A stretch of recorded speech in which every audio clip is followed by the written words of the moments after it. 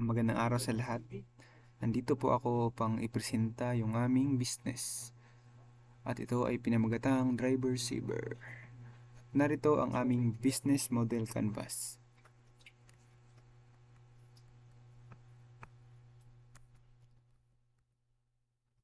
So, in customer segments, narito ang drivers, bikers, riders. So, yan po ang balak naming target para sa aming itatayong negosyo. Then, sa value proposition is dyan yung service, motor parts, vehicle parts, bicycle parts, and gasoline. So ito po ang maaari naming may offer sa aming mga customers. Okay? Next one is we have channels. Gumamit po flyers po ang aming ginamit at saka Facebook ads upang may kalat sa inyo ang aming serbisyo.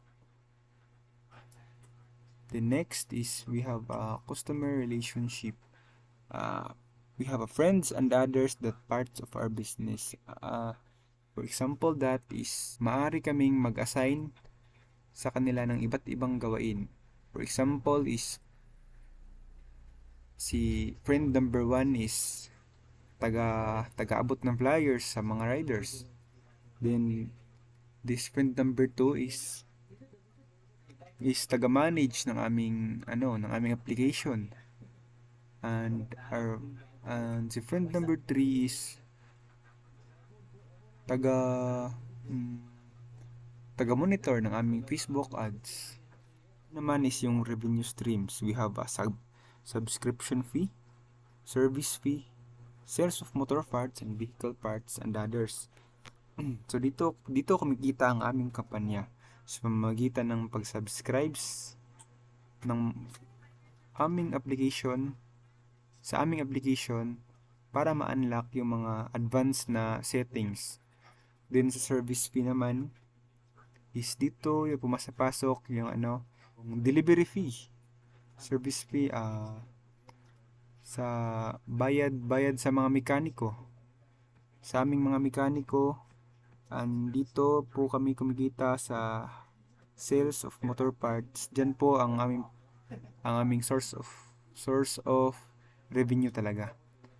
Then next is we have key resources. So in key resources, nandyan po ang tools, mechanic, and budget. So yan po ang gagamitin namin para yung aming business is maitayo at para ready na rin siya. Din sunod naman is yung key activities. Wah, bakit hindi ito na next? Key activities. We have a mechanic and service vehicles. So dapat dito is maaaring handa na ang aming mga mekaniko at ang aming mga sasakyan para sa aming negosyo. Upang mabilisang maipapatayo ang aming business. And as a key partners, dito pumapasok yung aming mga suppliers. Dito kami kumukuha upang ang aming mga supply ay hindi maubos. At dito naman sa Facebook, maaari kayo magtaka.